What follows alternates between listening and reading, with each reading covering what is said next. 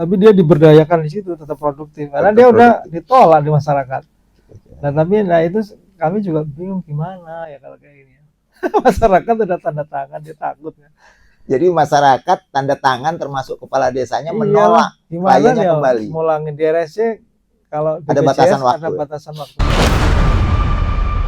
Di segmen ketiga ini waktunya tidak terlalu lama, tapi kita coba akan lebih spesifik.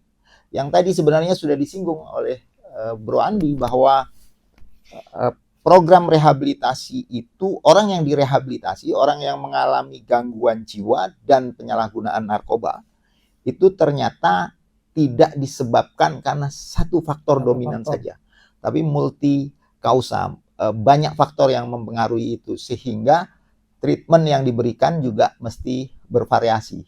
Nah, komprehensif treatmentnya. Bagaimana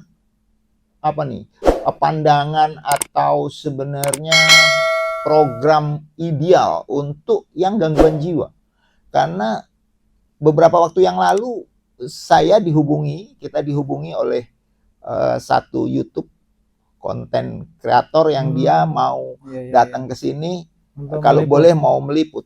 Nah, sementara pasiennya ya mungkin pasiennya mungkin program yang jelas klien yang sedang beraktivitas diliput kan biasanya begitu. Kalau cuma meliput fasilitas saja saya pikir buat apa kan. Bahkan beberapa waktu yang lalu saya dihubungi oleh sejawat yang dia akan mengupayakan surat keterangan dia mengalami gangguan jiwa karena terkait dengan harta waris. Yang tujuannya sebenarnya biar dia justru mendapatkan waris. Sebagian besar kan akhirnya nggak dapat waris nih karena dia gangguan, harapannya nanti dia dapat warisan yang warisnya ini bisa diampukan ke keluarganya atau siapapun gitu kan. Dia butuh surat ya? Nggak butuh surat. Nah ini juga menjadi menarik karena fenomena sekarang yang terjadi, baik gelandangan psikotik di pinggir jalan juga makin banyak, gangguan jiwa yang dia gangguan jiwa berat juga kasusnya makin banyak, bahkan gangguan-gangguan jiwa yang ringan seperti depresi, ansietas juga luar biasa. Bahkan di anak dan remaja juga kayaknya kasusnya edik, game dan lain sebagainya makin banyak. Nah, ideal penanganan pasien dengan gangguan jiwa ini seperti apa? Jadi berarti terbukti ya kalau kata ahli psikologi itu teknologi dan ilmu pengetahuan semakin meningkat tidak dengan kesehatan jiwanya. Berarti benar sekali ya. Karena kalau kita lihat juga sekarang ini generasi kita itu katanya fragile itu kan mudah galau, mudah insecure namanya kan, mudah insecure ya. Terus kemudian kemarin kasus di Pesawaran kan, diputusin pacar, gantung diri. Ternyata ada 2, saya malah dapat dari mahasiswa ada 2 Pak itu, karena ada beberapa mahasiswa itu yang melakukan penelitian hubungan tentang bullying dengan ide bunuh diri. Ternyata setelah disurvei banyak di anak-anak kita itu punya ide bunuh diri gitu kan. Berarti kan kita juga miris juga ini kenapa. Ternyata beberapa kasus itu juga ketika kita sedang konseling itu Bro. Jadi bahwa ternyata dia itu menimbulkan pola berpikirnya itu menjadi terganggu itu kok ngelihat perilaku dari bapaknya itu kalau ngomong itu kasar dengan ibunya, ya dengan ibunya, artinya itu tertanam terus dia mudah untuk menghardik segala. Nah ini banyak terjadi di keluarga-keluarga kita itu ya.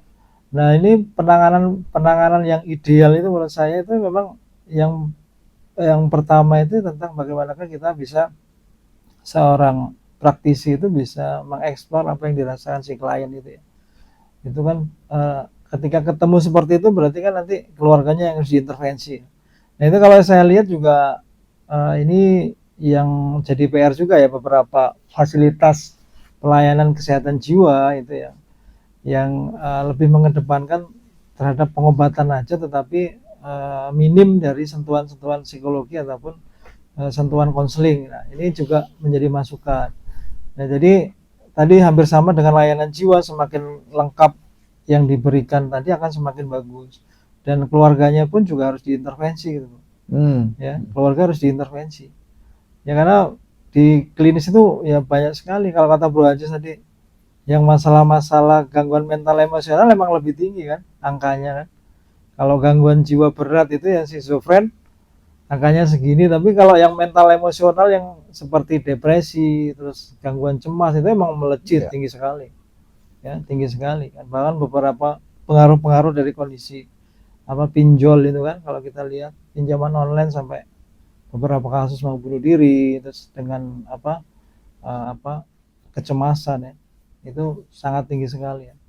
Jadi ya tadi fenomenanya seperti itu sih. Jadi kan kemarin kalau nggak salah kita dengar di TV ya, ada kejadian tetangga bunuh tetangganya, Lampung Tengah kalau nggak salah. Nah, ini kan kalau dia ternyata dinyatakan gangguan jiwa, maka penegak hukum nih, kepolisian akan buat SP3 kan. Nah, si orang yang mengalami gangguan jiwa ini satu contoh real di masyarakat. Kira-kira mesti dibawa kemana nih? Ideal nih, kita bicara ideal. Apakah dia harus ke rumah sakit jiwa, atau harus di pasung, atau di puskesmas, atau di tempat rehabilitasi? Nah, ini yang saya pikir alur ini belum saya lihat nih di negara kita gitu loh. Jadi kalau orang ketemu mengalami gangguan jiwa di masyarakat, kemudian petugas puskesmas mesti ngapain, terus kemana? Idealnya seperti apa? Jadi saat ini kan ya tersentra kita masih di rumah sakit jiwa lah, Pak. Jadi ada kasus-kasus seperti itu, bawa ke rumah sakit jiwa, terus kemudian dari kepolisian akan seperti apa kan, ada visum atau bukan ya, atau visum atau tidak. Dan ketika memang dia setelah dilakukan visum dan terbukti gangguan jiwa, dia biasanya ya diserahkan nih dari kepolisian, tidak bisa dilanjutkan kan? SP3 ya. Harapannya ini bisa diterapi kan, terapi. Nah, yang kondisi seperti itu menurut saya yang jadi PR, bagaimana kan nanti setelah diterapi, direhabilitasi ini menyiapkan dia untuk pulang, mau pulang kemana? Nah kan, dia ditolak masyarakat kan, masyarakat sudah menolak kan, takut. Nah ini PR lagi. Dan makanya saya dulu pernah ada cita-cita kalau saya jadi orang kaya. Amin. Mudah-mudahan kaya beneran ini. Kalau saya jadi orang kaya, amin. Tak kumpulin loh anak-anak itu ya, yang sudah ditolak dari masyarakat itu. Dia tetap berobat jiwanya, dikumpulin di situ, kita buat fasilitas untuk dia nanti ada kerja di ternak, terus nanti dia diberdayakan lah ya di situ. Terus nanti ia makan dia di situ, terus akses obat dia tetap dikasih, tapi dia diberdayakan di situ, tetap produktif karena dia udah ditolak di masyarakat. Nah tapi itu kami juga bingung gimana ya kalau kayak gini. Masyarakat udah tanda tangan, dia takut ya. Jadi masyarakat tanda tangan termasuk kepala desanya menolak kliennya kembali. Mulangin di RSC kalau ada batasan waktu. Ada batasan waktunya. Ada batasan waktu. Ini saya pikir hal yang ke depan bisa menjadi isu kita dengan kita melibatkan stakeholder yang lain terkait bagaimana penanganan orang dengan gangguan jiwa yang real tadi kita gambarkan, akhirnya bingung. Sementara di beberapa negara berkembang dan negara maju sudah mulai ada bagaimana hospital base dan community base, yang hospital base mungkin berbasis rumah sakit, itu layanannya ada di rumah sakit, tapi yang bagaimana community base mulai diinisiasi oleh kementerian terkait untuk menyiapkan kliennya bisa kembali ke komunitas. Sudah disediain gaji juga. Nah, termasuk mungkin disediakan dari pemerintah. Gaji, diberikan keterampilan psikomotornya. Kalau jadi menurut saya bagus. sih harusnya negara kita bisa kalau lihat sumber daya, tambang-tambangnya. Ya, negara kita cukup kaya. Mudah-mudahan nggak hanya negara kita yang kaya, tapi kayaknya Bro Andi juga mudah-mudahan kaya karena kalau beliau kaya akan menampung saudara-saudara kita. Tolong ini pemirsa diaminkan, karena nggak bisa nggak. Pada saat kita punya kemampuan yang lebih, sebenarnya ada tanah di Lampung Timur, itu lebih kurang 20 kali 50 meter, sementara ini belum dimanfaatkan. Tapi kan kita juga harus menunggu sponsor yang akan, investor yang akan menggaji orang yang nunggu di sana, segala macam. Karena kita tidak bisa mengharapkan dari mereka yang memang secara finansial harus nunggu viral, bro. Nunggu viral, diviralkan dulu. Kayak yang di Adit kan. Yang lagi viral kan si Adit itu, Ah, yang ah, dia ngerawat orang tuanya stroke kan. oh, Setelah dikunjungi Gus Idam baru kan, baru yang rame. lainnya mau Ya, mencontoh. mudah-mudahan yang memviralkan kita Allah sehingga kita Amin. aktivitas kita diridhoi Allah. Sekali lagi saya mohon pemirsa untuk mengaminkan dan tidak hanya sekedar mengaminkan. Pada saat menonton ini nanti di YouTube juga mesti like, subscribe dan men-share karena ini satu bagian dari mengaminkan agar ini menjadi berkembang dan yang nggak kalah penting komennya. Karena komen itu kami butuhkan untuk mengembangkan program ini. Program ini tidak akan berkembang tanpa partisipasi dari masyarakat. Dan yakin ini akan berkembang. Karena ini untuk kita bersama. Terima kasih.